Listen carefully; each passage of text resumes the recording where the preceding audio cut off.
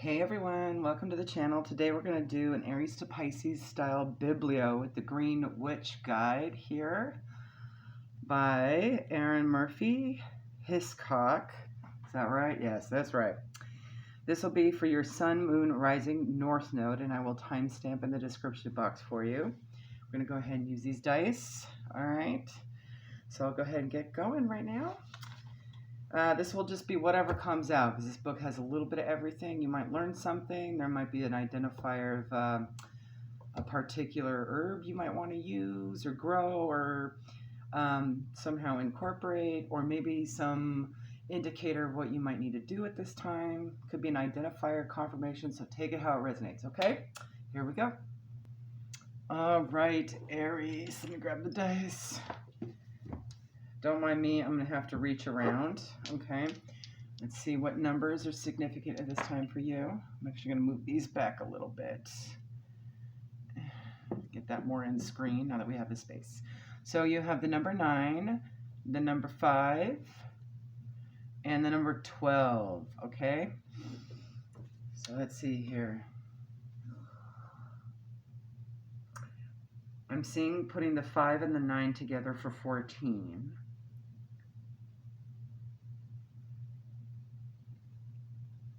And then the 12 to 3. So 143. All right. Let's see what's on page 143 for you. Oh, this is a section on composting. Okay. Alrighty. And it talks about compost tea. Oh, okay. You don't drink it yourself. It's tea for your plants. Okay, I was going to say, ew, gross. Okay. Composting is a practice of returning organic matter to the earth where it can decompose and add its nutrients to the soil. Although composting is usually thought of something landowners do, as it traditionally consists of creating a compost pile in the corner of the yard, urban dwellers can also compost easily in a modified fashion. Vermicomposting, or using red worms to break down organic matter, is one option. Vermicomposting kits can be ordered online or obtained from ecological shops or garden centers. A less expensive and easier alternative is a compost bin.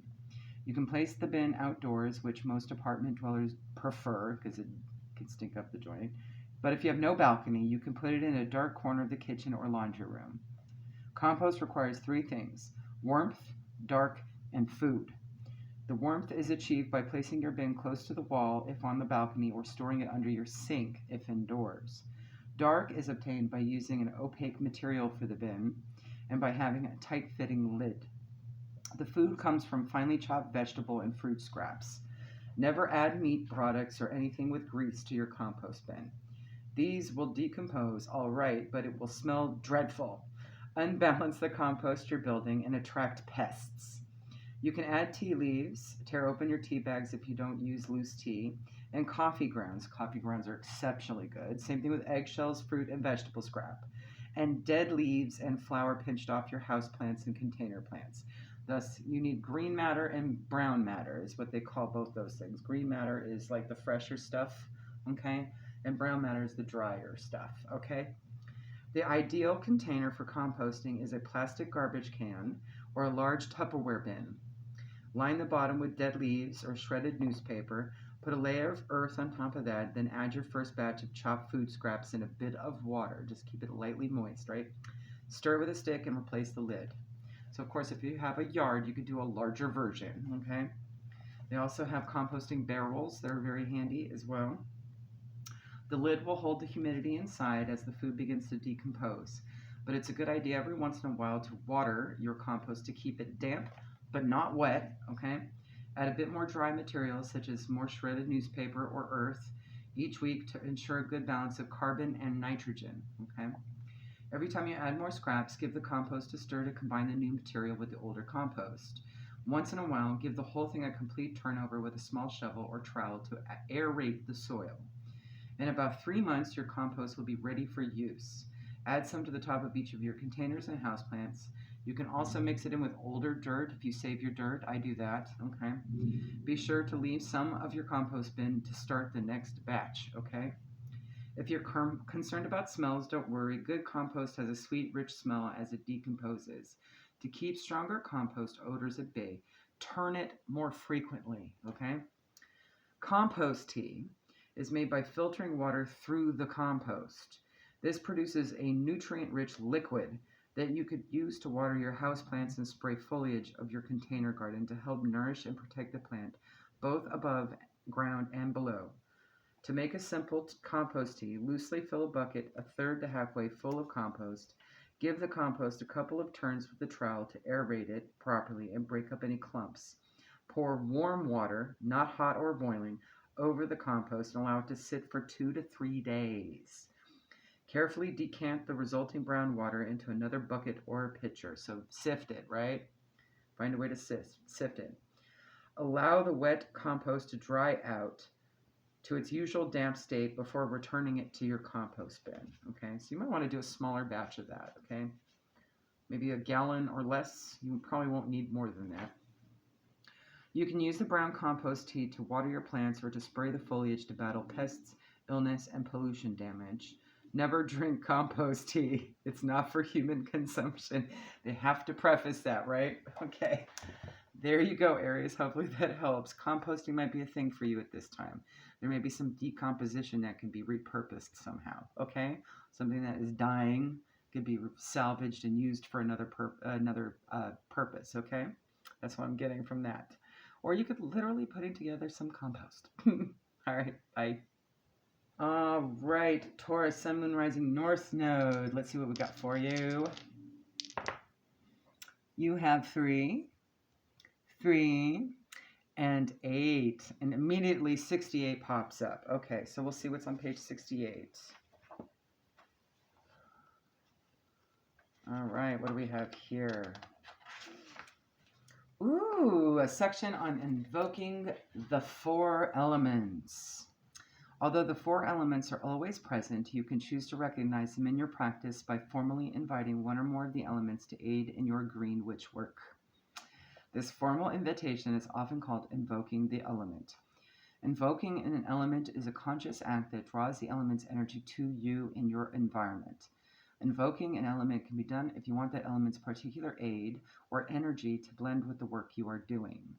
For example, if you're creating a garden sachet for fertility in your vegetable garden, then you may invoke the element of earth to be present while you construct the sachet and weave the elemental energy into the energy of the sachet to help support and reinforce it. A side note here, instead of placing your elemental symbols according to one of the traditional directions, you can create a more accurate connection with your own geographic location. Where is the largest body of water in your vicinity? Where are mountain ranges? Where are plains across which the wind drives with nothing to stop it? Where does the sun seem to shine most brightly, with the most heat? You may want to reassign elemental association with specific directions. This too can affect how you conduct personal practice, depending on location, right? Many green witches like to work with a symbol of each element nearby, which honors the elements and creates a balanced atmosphere in which to work. Each element is traditionally associated with a cardinal direction. You can balance the overall energy of an area by introducing an elemental energy that is lacking. A small collection of all 4 elemental symbols supports the balance of all 4 energies. It also provides the green witch with a source of elemental energies from which they can draw in their magical work if empowered to do so by those sources. Those symbols can be as simple as a small candle for fire, a feather for air, or a stick of incense to represent both fire and air together, so a stone or green plant for earth, and a small glass of water. Now, I have all the elements everywhere across just to represent, even on this table, right? I work with incense, I have my candles, I do have a jar of moon water somewhere. And then, of course, as you can see, the shell will also represent water because that's an abalone. And then you have a bunch of feathers and wood there, okay? So I try to incorporate all the elements as much as possible everywhere I work.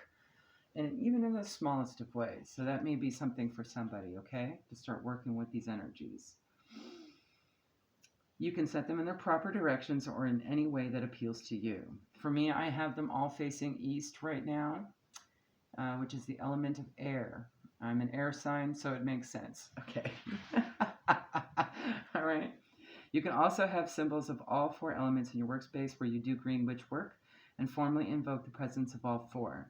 If you choose to invoke all 4 elements, you'll have a powerful pool of energy to draw from while you work that can support your magical goal.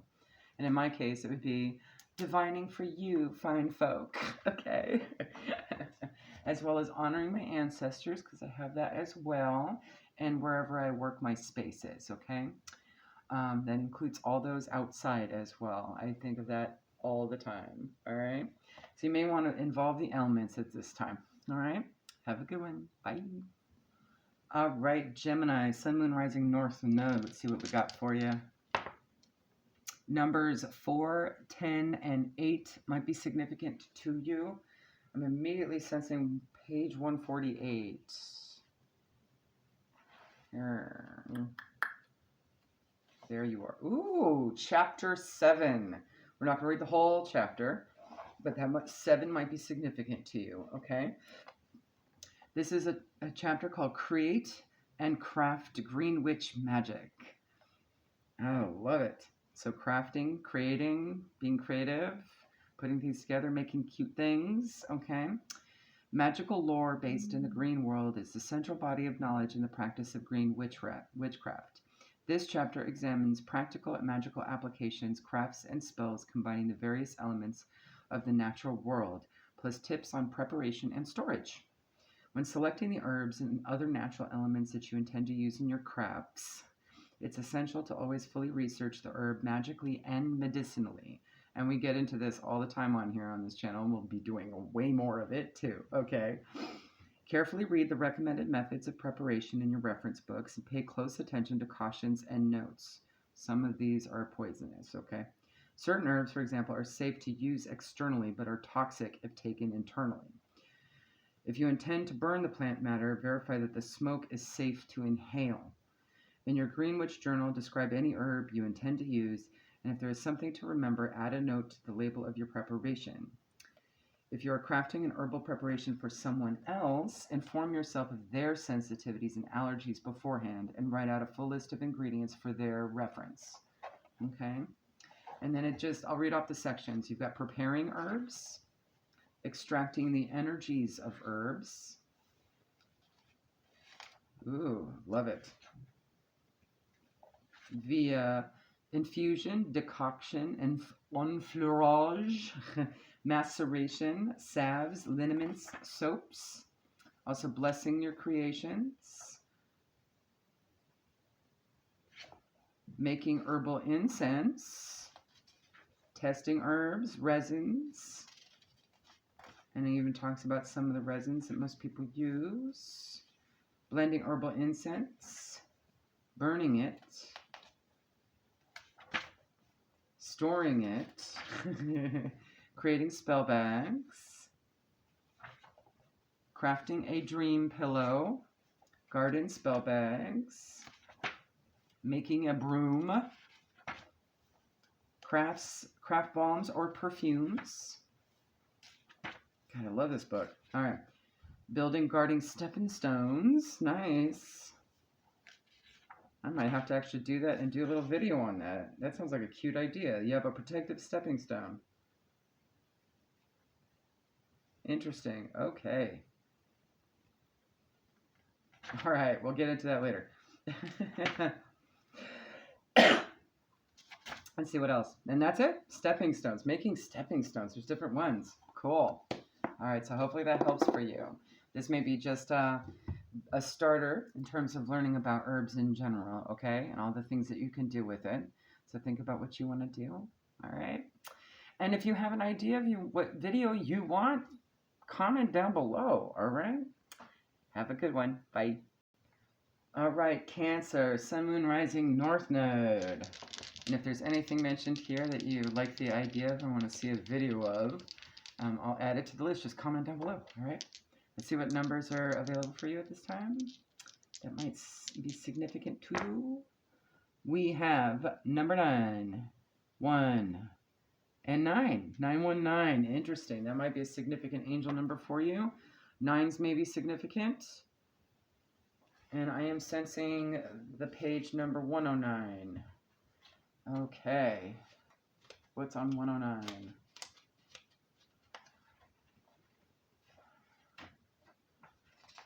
Oh, goodness. Love it, love it. Okay, we are going to learn about cedar, rowan, poplar, and ash. And I think these are all trees. Trees, okay? Cedar, white cedar, yellow cedar, red cedar, another precious wood that is recognized by many cultures as magical and powerful.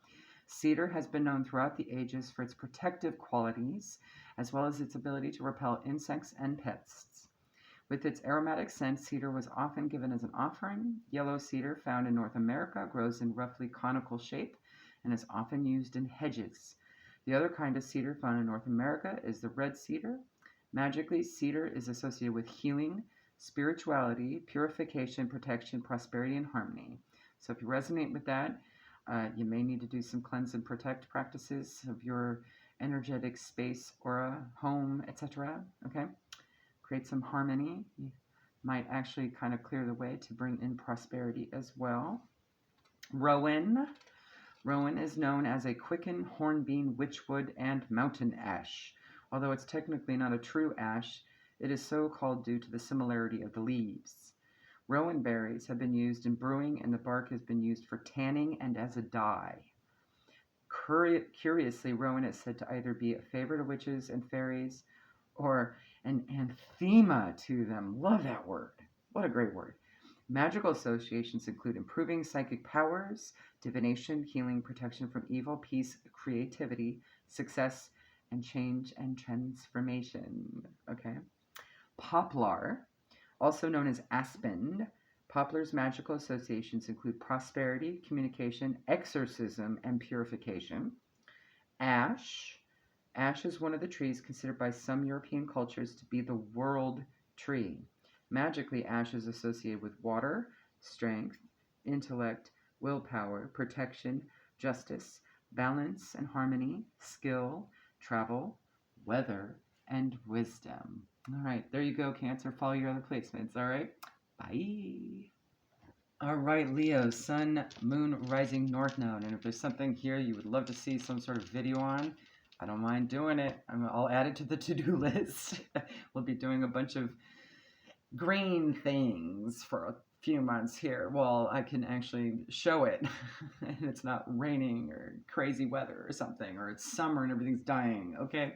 Just comment down below, all right? So we'll see what Spirit wants you to hear at the moment.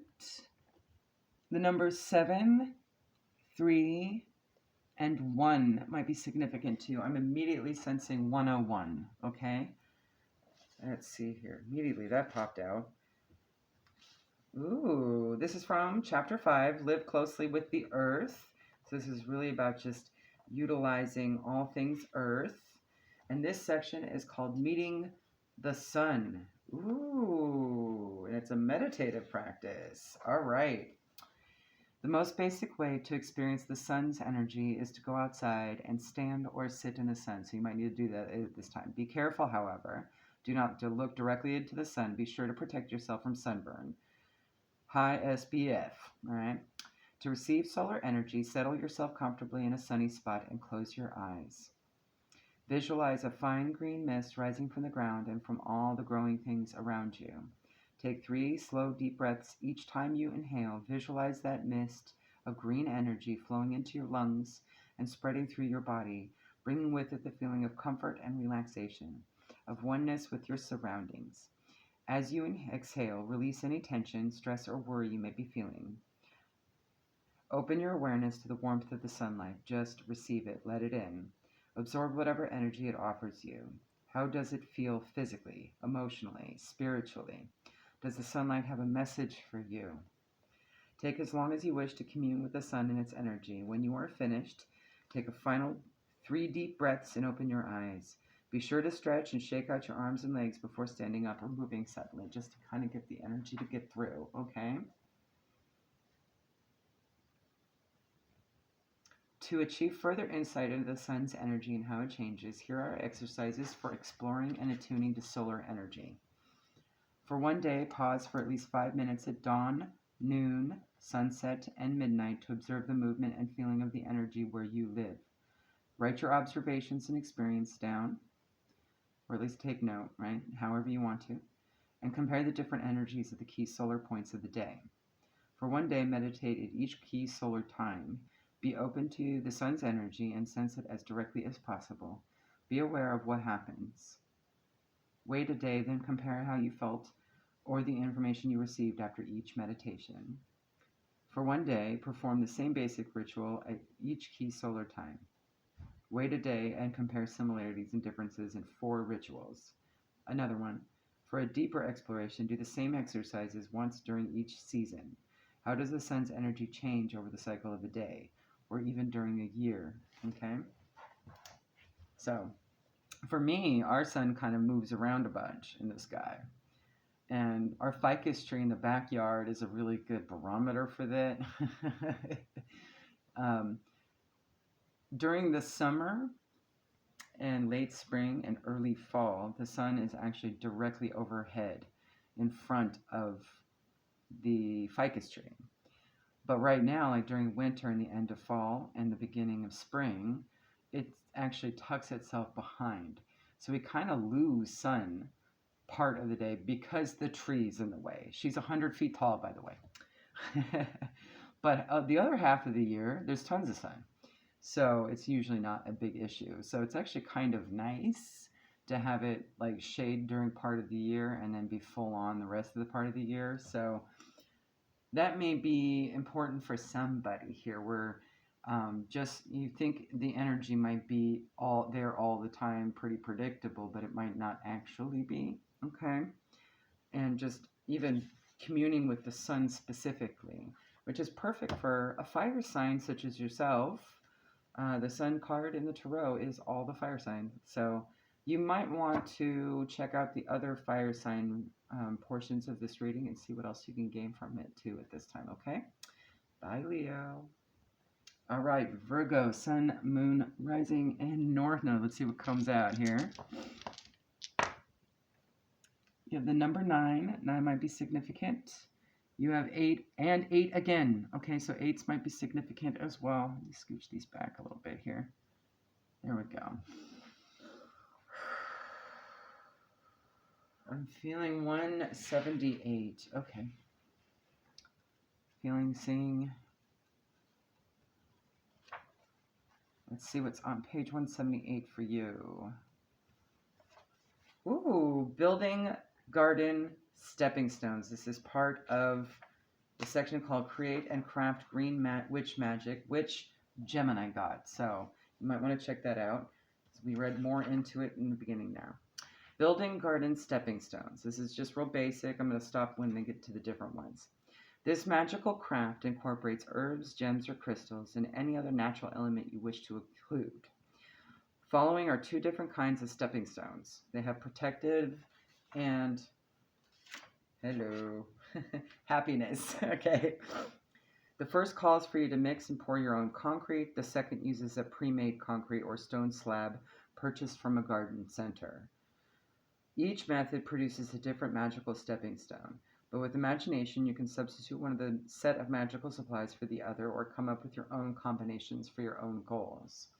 Once your stepping stone is decorated and varnished, keep it inside for another week to ensure that it is completely cured. During the pouring process and while the stone is drying, do not move the mold. When you place your stepping stone outside, consider carefully the area best suited for it. While these are commonly called stepping stones, they are often very unsuitable for actually being walked on. Good to know, because of the raised decorations set into them and the detail you may put into embellishing them. Placing them in a garden near a patio or walkway where they can be seen but not disturbed is often the best choice. I honestly would make these as just regular little stone holders for candles for protective circle magic work. Okay? Or just stick them out in the garden to attract the fairies and the fae. Okay? Although these stepping stones are theoretically weatherproof, To avoid crumbling or breakage, you may wish to bring them inside for storage if you live in a climate with severe winter. So extreme hot or cold, okay? Inspect your stepping stone every couple of weeks or to see how it's holding up to the elements. If you use too much water in your concrete mix, the stepping stone may slowly crumble away. So good to know. If that happens, make a note in your Greenwich journal to use less water next time. And declare this stepping stone to be a time release spell. Clever! When it has degraded beyond recognition or to a point where you no longer wish to display it, then remove it with respect, thank it for its work and service, and dispose of it in the trash. Do not bury it, as not all the supplies you may well use will be biodegradable. I would imagine that with varnish, right? And there's probably recipes and instructions for biodegradable versions if you want to return it to Earth, okay? There you go, Virgo. Check out your other placements, all right? Bye. All right, Libra, Sun, Moon, Rising, and North Node. Let's see what comes out, okay? You have numbers 2 and 12, and 12 might be significant to you. 12, 12, awesome. I'm feeling 233. Do we even have a 233? Yes, we do. Okay. All right, it is in the index regarding all the plant matter and their properties, spiritual properties. Okay, so starting with A and ending in B, okay? A, allspice, prosperity, luck, healing, purification, protection, money. Almond, love, money, healing, and wisdom. So if you want to work with any of these, take notes. Angelica, protection, hexbreaker, healing, psychic abilities, house blessing, and purification. Anise, psychic abilities, lust, luck, purification, love. Apple, love, healing, and peace. Ash, as in like the tree, protection, strength, healing, prosperity. Bark is usually used. Okay. Basil, we love basil. Basil does so much. Okay. Love, trust, abundance, prosperity, courage, discipline, protection, marriage, purification, luck, and mental abilities. Bay, protection, purification, endurance, fidelity, psychic powers, divination, wisdom, and strength. Bayberry, abundance and prosperity. Benzoin, purification, healing, and prosperity. And birch, also a tree. Protection, purification, new beginnings, children. Although I do remember there are shrubs, bushes for birch as well. It's not necessarily a tree, but usually it would be the bark that's used, but I think you can also use the leaves as well. All right, look that up. Make sure, double check. Okay, see how you can use it safely. All right, there you go. Have a good one. Bye. All right, Scorpio, Sun, Moon, Rising, North Node. Let's see what Spirit has for you today.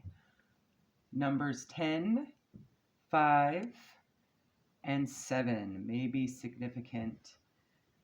I'm immediately sensing 67. Let's see. Hold on. What's on page 67 for you? Working with the 4 natural elements of earth, air, water, and fire. Okay. All right. Showed up in the middle of a very lengthy exercise that covers 3 pages, okay? Just sensing the 4 elements. All right? It is a spell. So if you'd like to see that, comment down below, but I'm going to read you the beginning part of it, okay? The 4 physical elements form the building blocks of a green witch's understanding of the world around her. They represent the raw material of nature. The flow and interaction between the 4 basic elemental energies form the basis of change, transformation, growth, evolution, and development in our environment and in our lives. Each element has a specific energy. Traditionally, they have the following associations: earth, grounding, abundance, receptive, and passive; air, communication, intellect, projective, and active; fire, passion, creativity, projective, and active; water, emotion, sensitivity, receptive, and passive. While these traditional associations are useful and a handy shortcut, how you perceive the energy of each element influences your personal practice and how you interact with the world, okay? You also recognize that from all the minor arcana in the tarot, right? Okay. So the exercise is sensing the 4 elements. So if you'd like to do this, probably we'll do a separate video. So comment down below, okay? Just say sensing the 4 elements exercise, page 65, Green Witch. So I know which one it is, all right? All right, have a good one. Bye. All right, Sagittarius, Sun, Moon, Rising, North Node. We'll see what Spirit wants you to hear at this time, okay? All right, numbers that might be significant to you. 4, 1, and 12. Okay. 53. All right, let's hit on page 53. All right. From the section called, the chapter called Embrace Your Own Power, talking about element shrines. But it's the very last paragraph of this section. Second to last. Okay. So we'll just go ahead and read that. It's a 4-page thing. So, all right. You can experiment with creating a single shrine to all 4 elements. Oh, that might be specific to somebody specifically here. A shrine to the elements, okay? Place this shrine where it feels right to you. This may be near your own personal sanctuary, near the door so that it's the first thing you see when you enter and the last before you leave, or near the center of your home. In a shrine to all 4 elements, you don't need to collect multiple representations of each single element. Instead, choose 1 or 2 objects to symbolize each element and group them in an arrangement that pleases you and feels right. Shrines are fluid things. You can add objects as you feel drawn to them, or remove them when you feel that they no longer serve their purpose. On a shrine to all 4 elements, have at least 1 item to represent each element at all times. At least 1, right? Traditionally, a small dish of salt or sand holds the energy of earth. A candle holds the energies of fire. A small dish of glass of water holds water energy. And a stick of incense or feather or a fresh flower holds the energies of air, okay? One thing I do is this little salt thingy here, right? These are made with some herbs as well, and spices and things, right? To represent a lot of that, you know. This is red salt. Yes, that's the red salt. I didn't do black salt. I did red salt, which I used sort of fiery kind of herbs for, fast energy herbs, okay? To represent that. This is just Himalayan pink salt and then just regular salt. So you could always, and I put a crystal on top for earth, right? But you can also add like other things to it. And of course, an element of water, okay? So you can kind of do it in a very small way. As you can see, what you have in front of you represents all the elements. I believe they're all there. Yeah, wood's here too. I got a little extra. So it doesn't have to be big, right? Like you can do something that, this is a tiny little ramekin, okay?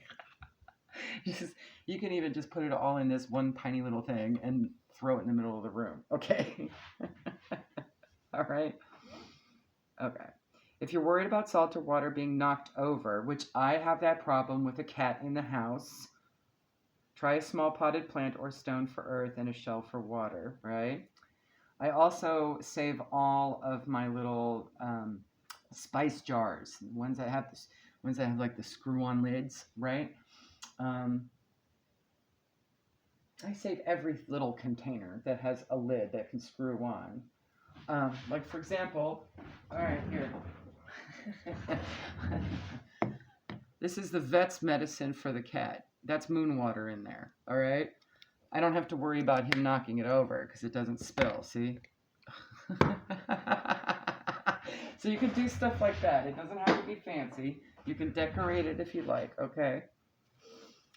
All right, light the candle. I would say, if you're worried about it, okay, there we go. Light the candle and the incense only when you are in the room, okay? Like, I certainly don't keep these lit all the time, right? Like, it's not lit right now.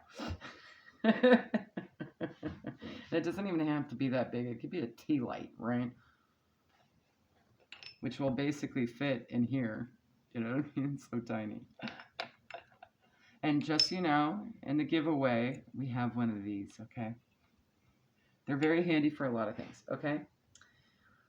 So doing this once a day for a few minutes can help you collect your thoughts and your energies. You know, you can just kind of absorb its energy while you're in its presence. It gives you a moment of peace to commune with these 4 basic building blocks of nature. All right. So you may want to kind of do something like that. Another thing shamans do, native shamans, is they'll go out into nature, and if they feel called to pick up a rock or a piece of bark, they thank the earth for it, right? Like they see it as a gift.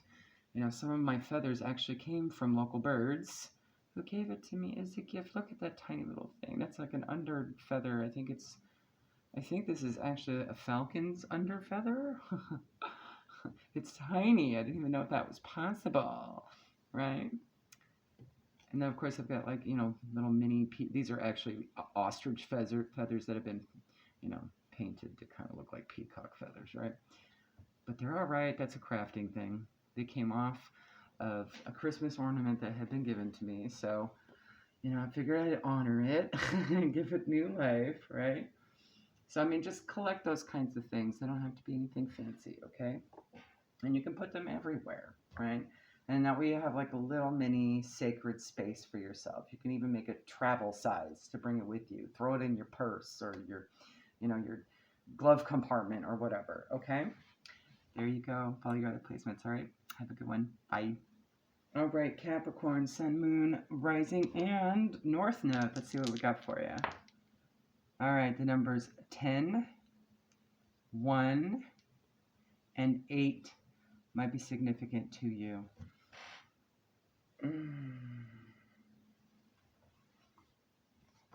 I'm feeling 29. I had to check to see if that was okay. 29 might be significant to you. Oh, beautiful. It's a prayer, okay? So take it how it resonates. This could just be about reconnecting with your soul self as well in terms of any elementals, maybe your elemental as well, okay? Prayer of the Green Witch. If the idea of a daily prayer appeals to you, this is a lovely way to begin or end your day. Try praying aloud or in your heart in a space that is sacred to you, one that is either formally blessed and consecrated or simply blessed by use in daily life, okay? And of course, you can apply any old prayer for yourself, mantra, whatever you like, right? This is just an example. Lord and Lady, spirits of nature, elements around me, bless me as I move through the world today. May I bring joy and tranquility to every life I touch. May my actions bring only harmony to the world. May I heal pain and soothe anger.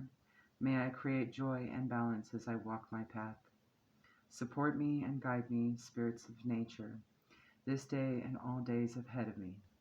This I ask of you as a green witch, and to thank you for your many blessings. The practice of the Green Witch doesn't have a lot of bells and whistles, fancy tools, or complicated rituals, perhaps more than any other path of witchcraft. The path of the Green Witch rests on your philosophy of living and how you interact with the world around you. It's very shamanistic, right? For this reason, your prayers, the rituals you perform, and your sacred space must be personally meaningful. Creating a personal practice that accurately reflects who you are and your desire to work to create harmony in the world around you is the key to living a satisfying and fulfilling life as a green witch. And white witchcraft is similar, right? It's not as nature specific. So you might want to, and this book is all about nature specific. So take it how it resonates. Whichever aspect of nature you want to really focus on, go for it. You know, do you, boo. All right? Have a good one. Bye.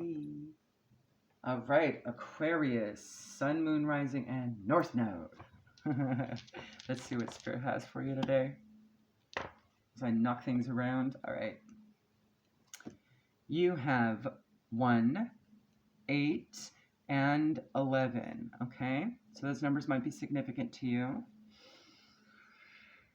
182. All right. Let's see what's on page 182 for you.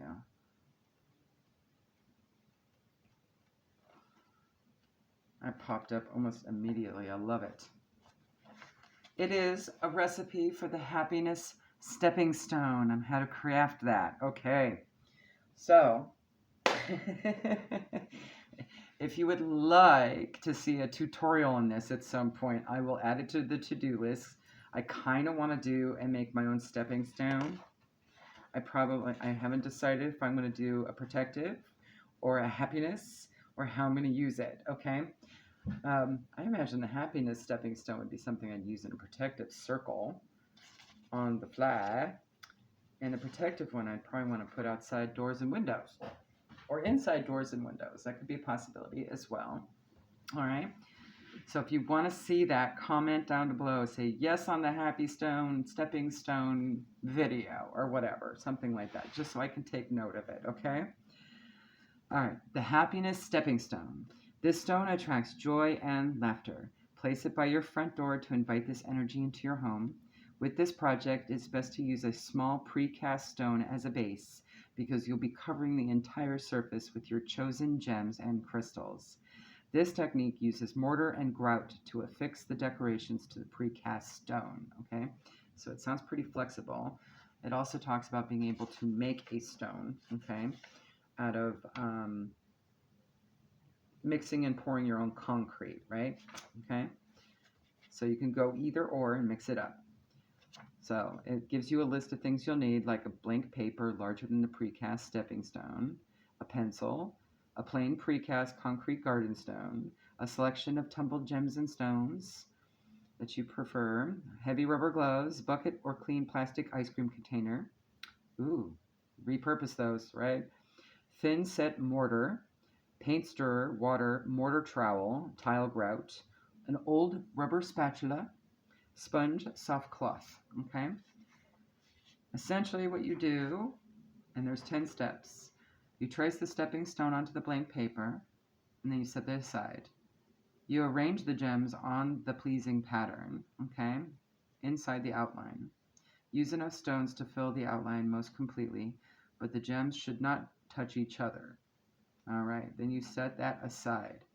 I guess that's going to use as a guide, so when you bring it back. Rinse the blank stepping stone in water to remove any dirt. Put on rubber gloves. Mix thin set mortar. Do not mix the entire package. Blend only as much as you need for the project.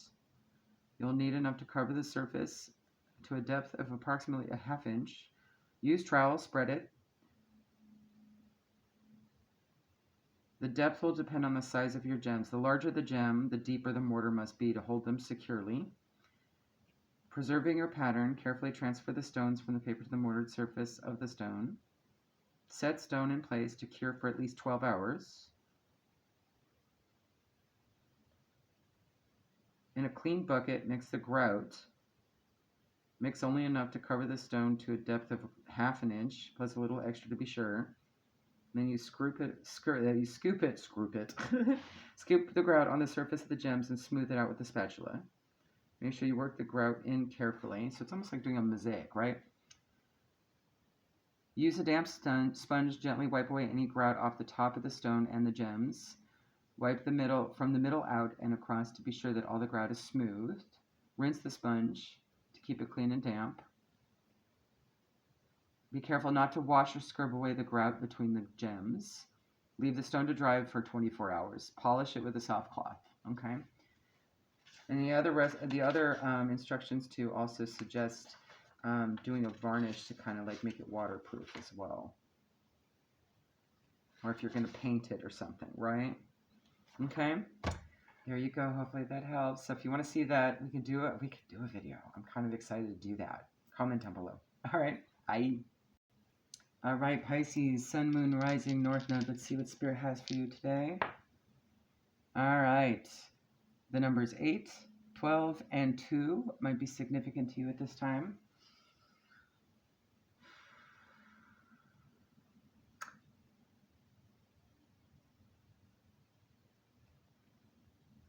(202). Let's see. Do we even have that as a page? 202 is calling me. All right. Ooh, all right. Oh, this is a tough call. All right, you have herbal milk bath as instructions, okay? And there's ones for each different season, okay? So if you want to see that, comment down below. There's a winter energy bath, a summer garden bath, an autumn bronze bath, a spring dawn bath, all herbal milk baths. And it's just a recipe for that, okay? And I'll do that. That sounds fun. Okay. But there's also a section called Making Restorative Elixirs, okay? So I'll read that one. Elixirs can be used to anoint objects and also people, as long as they have not been made with toxic components. Some may be consumed as well, if they're safe for consumption. Elixirs can also be used like objects. They can be brewed and bottled, then placed somewhere to work their effect upon the surroundings. A good example of that is Florida water, for example. Steep a stone in water, the stone elixirs. Steep a stone in water for a measured amount of time in sunlight or moonlight. You may leave the stone in the liquid and renew the fluid as necessary. Make sure the stone is scrubbed clean and rinsed well before you use it. Also make sure you have cleansed the stone of any foreign energy by any of the methods described in Chapter 5, which we can always reference later. So, to give you an example, I have a little container here of moon water. All right, I charge this every full moon and even in the new moon, and I will actually, and as you can see, it's just a container from the vet hospital. I will charge all my bracelets and stuff in there, okay? Anything that can be handled submerged in water, all right? To charge and cleanse. So this would be a stone elixir.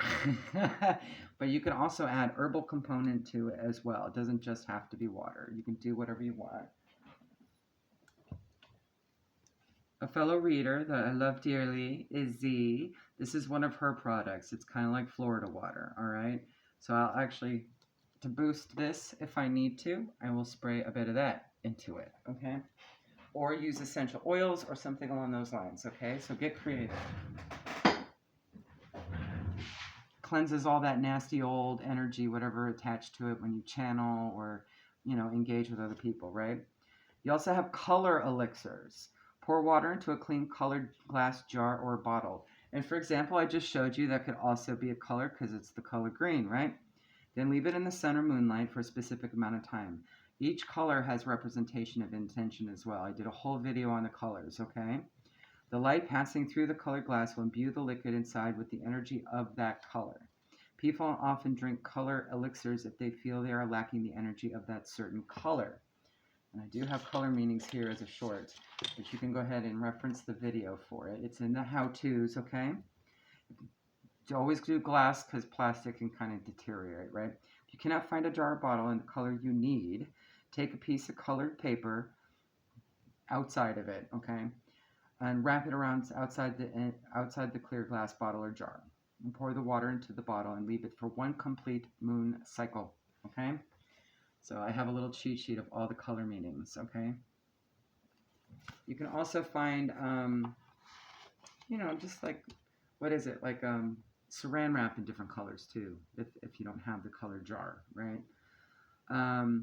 Typically, if you want to infuse color into it, that's what I would do, Another thing is you can mix it up. Find stained glass pieces that you can easily charge through the stained glass, and you can put that next to the jar, right? It'll get a good few hours of moonlight through it, or sunlight, whatever you prefer, all right? Utilizing color is extremely helpful in spiritual practice. Our energy picks up on it the most, okay? And it's very subtle. It's very subtle, all right? There you go. Have a good one. Bye.